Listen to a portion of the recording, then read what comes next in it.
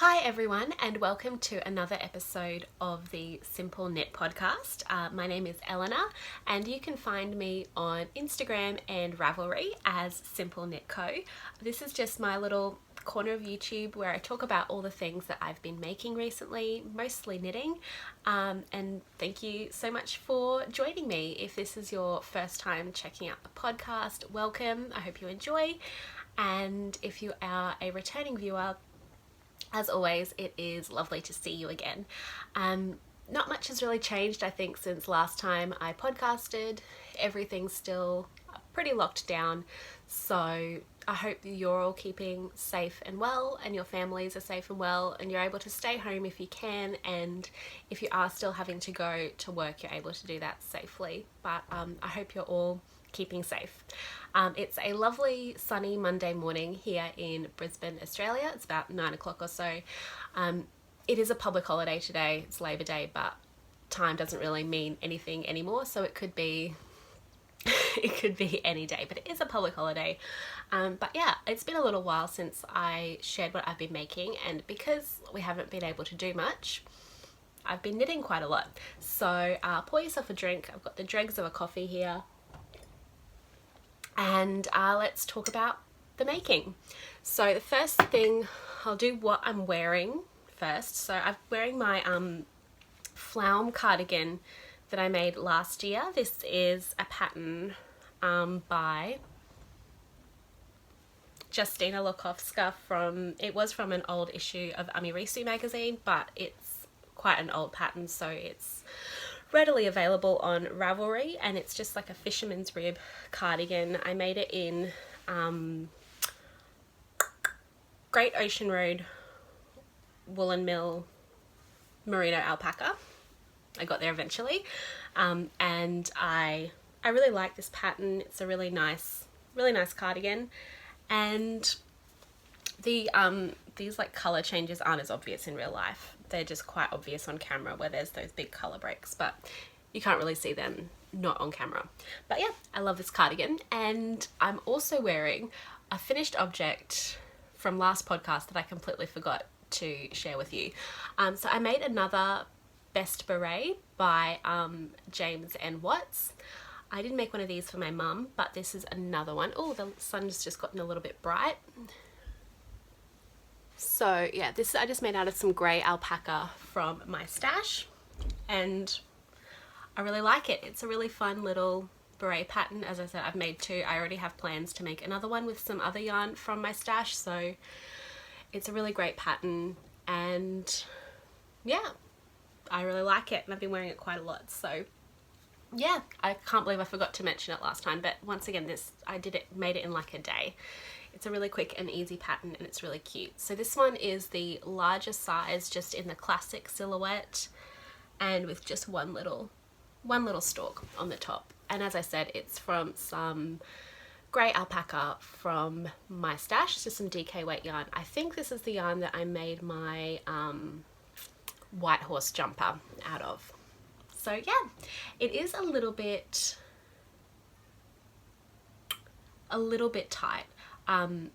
But like it stays on your head, which is what you want. I know that Jillian from Good Witch Knits, who's also made one of these, she said that she gets a line on her head too, and so like when I wear it, I have to kind of commit to the look, because if I took this off now, I would have like a red line on my head, which is, I mean, if that's the look you're going for, good for you, but it's usually not the look I'm going for. But it's good to know if ever I need a red line on my head, I can just wear a beret for a little while. But it does stay in place really well and stays on my head really, really well. It doesn't slip around or anything, which is what you want with this style of hat anyway. So yeah, you should knit a Best Beret. It's a really, really good pattern. It's amazing. I love it. So I have some other knitting to share with you. The first one is a half finished. I have a single sock. So I can't remember how much of this I'd done last time. I may have even finished it last time, but I found my sock blockers so I can show it to you properly. This is a sock made out of yarn from Half Baked Hand Dyed. It is her Aussie sock base, I think. I think it's like a 75-25, and the color is called Sunnyland, and this is just a vanilla sock that I did. So it's 64 stitches on 2mm needles. I've got some 2x2 rib at the top, a heel flap and gusset, and just a normal toe. So yeah, I'm really happy with these. The leg's a little bit longer, I think, than what I typically make, but I've tried them on and they fit really nicely, so I'm really happy with that. I just kind of did to where I felt like on the leg, and they are a bit longer, but I still have heaps of yarn left. I always do from socks. I mean, my feet aren't that big, so I always have heaps left, so I figured I may as well make the leg nice and long. So that's one of those socks, and I have been working on the second sock, and I've got that much done. So I'm doing these on my 9-inch circular needles, the Jagera ones, but for the ribbing and the heel flap and the toe decreases, obviously, I'm using just like a magic loop, because I did try to start this heel flap on my, just going back and forward on the 9-inch circulars, and it was just a bit fiddly. So it's just easier to just switch out for the hour or so it takes to do the heel onto a circular needle. So they're the socks that I'm working on at the moment. And what will I show you next? Let's do this one. So I haven't shown this in a couple of months because I did put it down because firstly it was hurting my wrist a little bit working on it because it's quite heavy yarn, and also it was really hot, like the middle of summer, and it was really uncomfortable to be working on a giant shawl in the middle of summer. So this is going to be very difficult to show because it's like crazy bunched up on the needle, and had I been more organized I would have put it on 2 needles or something, but we're just going to work with it. So this is the Folka shawl. It's from issue 19 of Ami Risu magazine, and it is by Kiyomi Burgeon, who is Kiyomi B on Instagram, and it is this amazing bulky weight shawl. It is huge. I'll just grab, actually the magazine's just over here. I'm back. So I'll show you what it actually looks like so that you can get a bit of an idea, because it's hard to tell bunched up on the needle, but that's kind of what it looks like. So it's got like this split dovetail feature, and it's huge. It's really, really big. So it is, I'm making it out of Brooklyn Tweed Quarry in the Geode colorway, which is this really lovely pale minky purpley color. So it is like a light purple, but it has a real grey undertone to it. So it's really a really beautiful color.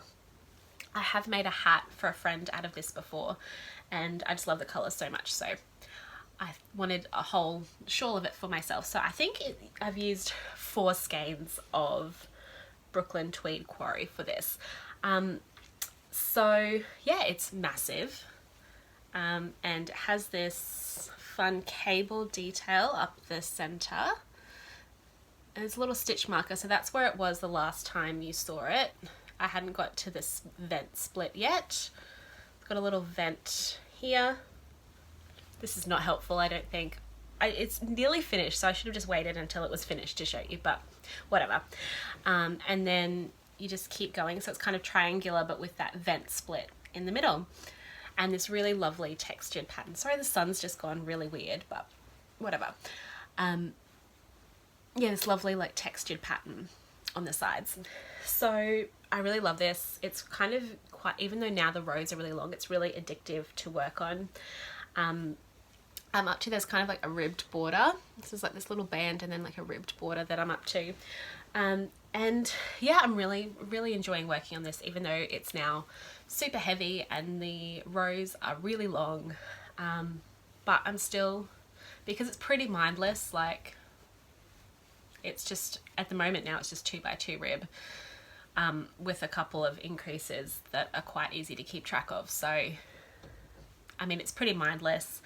And in the evenings, now that it's cold, it's quite nice to have this big woolly thing resting on your lap while you're working on it.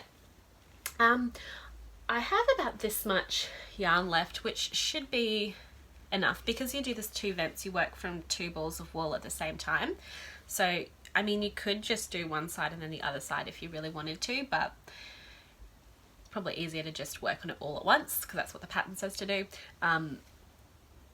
So that's why it's in 2 bits. I should have enough yarn. For some reason, I had this little like moment of paranoia that I'd got the wrong amount of yarn, and I don't know what I was thinking, but I actually went back and checked because I have not been keeping the ball bands as I've been working. I thought I only had 3 skeins of quarry, and I actually went back and checked my receipt from when I bought the yarn to make sure, but I did buy 4, and because I was thinking that I had all my yardage wrong and I'd calculated everything incorrectly, but I should have enough yarn to finish it. And if I don't, I mean, the ribbed border might be a few rows shorter, but that doesn't really matter. But I feel like I have enough to finish it, but I hate yarn chicken. I like to be I'm a bit more controlled than that. I don't like the unpredictability. And also I was looking on the Ravelry page for this, and in the magazine it's with a yarn, I think it's a Daruma yarn. It's like a Japanese yarn that I'm not familiar with, so like seeing the name of the yarn doesn't mean anything to me, but it said in the pattern that it's a bulky weight yarn, so I thought, oh, bulky weight, yeah, that's Brooklyn Tweed Quarry is also a bulky weight, that would be a good substitution. And then on Ravelry, the Ravelry entry for that yarn says that it's a worsted weight, not a bulky weight. And so I then went and looked and checked my gauge because it's a shawl, so I didn't do a gauge swatch, and I had about 100 meters more yarn out of my 4 skeins than I needed for the project, so I wasn't too worried about it. And I checked my gauge, and I think it's supposed to be like 19 stitches per 10 centimeters, and I think I'm like 13 stitches per 10 centimeters, so this is going to be even bigger than anticipated. So maybe the other yarn it sounds, from reading that gauge, I think the other yarn is more of a like Aran weight than a bulky weight, but it's fine, it's a shawl, it doesn't matter. I have enough yarn, and as I said, if I don't, there'll be a couple of less rows of ribbing on the border, but I'm pretty sure I'll have enough. I think I have about 16 rows to go, so I should be fine, and if not, I don't think anyone will be any the wiser. But yeah, that is my Folka shawl that I have really enjoyed working on recently. As you can see from the fact that I think I was just up to the center vent when I stopped working on it. So I've done kind of all of this in the last couple of weeks, which has been a lot of fun. I'm really enjoying this. Highly recommend. It's a good simple pattern, but it looks really cool. The other major project that I've been working on is my Shifty pullover. So this pattern is the Shifty by Andrea Mowry. It's a very popular pattern, and I've basically knit the whole body. I hadn't cast this on last time I spoke to you, but I've basically, since I last spoke to you, knit the entire body of this jumper. So I'm knitting this in Bendigo Woolen Mills Bloom, which is an 8-ply, like a DK weight yarn that has quite a similar effect to the spin cycle yarn that the original pattern is made out of. But because it's a DK and the spin cycle yarn is a sport weight, I had to do a little bit of maneuvering. So I'm kind of between the size 3 and 4 of the pattern because it recommends either from 2 inches of positive ease to 2 inches of negative ease. So and I have like a 40-inch bust, so that puts me right in between the size 3 and 4. So I was thinking of knitting the 3, but because this is a DK weight yarn and I got a slightly bigger gauge, I'm knitting I kind of did a bit of calculating, and I'm knitting the size 2, and I measured it and it comes out just a little bit bigger than the size 3, which is perfect. So the size is really good. I tried it on when I got to the armhole divide, and it fits really, really well, really nicely. I'm really happy with it. So I'm just loving this. As you can see, I've knit like the whole body in about three weeks, which is pretty fast for me. I'm not the fastest knitter ever, so it's kind of flown by, and it's just really pretty. So it's a super simple pattern. It's just a circular yoke, and all of this color work is just done with slip stitches, so you're only carrying one color at a time. It's also really easy to keep track. I haven't had to like really count my rows at all, because it's really easy to keep track of where you're up to. The increases are really simple, so when you have an increase round, it's just in one round, and it's really easy to keep track of how many increases you've done. And I didn't have any problems like with having the wrong number of stitches or anything. So yeah, I'm really, really happy with how this has turned out. So for my main color, I'm using a color called Twilight Sky, which is this really pretty like purples and blues running through it. And then my 3 contrast colors, this first one up here was called Rust. And then the second one around here, it's lots of warm tones. It's called Sunrise. And then down the bottom here, these like more rich jewelry tones are called Tropical Fish. There were a few points along the way that I did kind of edit out some color sections of the yarns from the one I was working on. So I'll just show you an example of a skein. So that's kind of how the color transitions work. And if when I was getting to a stripe section, this was particularly, I think I edited some like really dark pink out of this top color, because it was basically the same color as the main color, and it wouldn't have had much contrast. I had to do it a couple of times in this section with Sunrise, because it's just a lot of kind of reds and oranges that often, particularly in these warmer colors in the Twilight Sky, it was quite similar, so it wasn't giving a lot of contrast. So actually for those bits I just edit out some of the main color, because the orangey contrast color was a bit more consistent, so it was hard to know which bit to take out. So I just take out like 1 or 2 color stripes from the main color. I just wind it off, and then it moves to a color like this kind of cool light tone that was a really good amount of contrast. So yeah, if I got to a section and it looked like there wasn't going to be enough contrast for that stripe, I would just edit out a little bit of the main color, and that's been pretty good. I really love the colors in the top section. That's probably my favorite part. I just think it's really pretty, but I love the way that it all kind of works together, and I love the effect of it, the pixelated effect. I think it's so pretty. I really like these colors. I'm just really stoked. It's just like a really easy pattern to work on. It's really fun, and yeah, because it's always changing and the colors are always changing, it's just always really exciting to see what's coming next.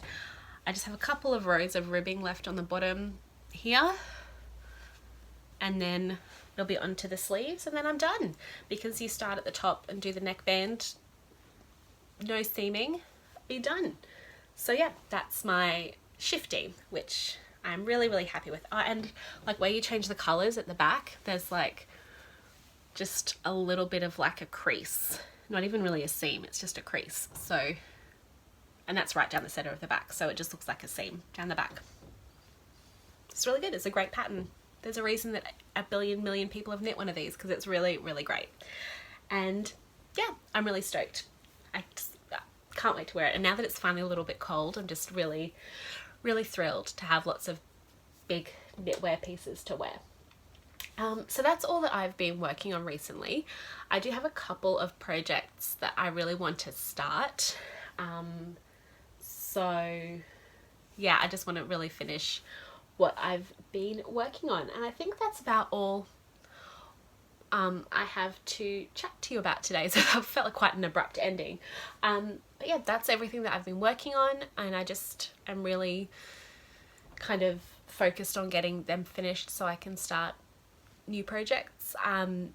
Knitting's just been a really great way to pass the time and just to feel really cozy at home when you can't really go out and do anything else, and a good thing to do like when you're on video calls and things like that. So yeah, I think I might leave it there for today. I hope you're all well. Let me know in the comments below what you've been working on, how you're going, how you're staying at home with your families and everything is going.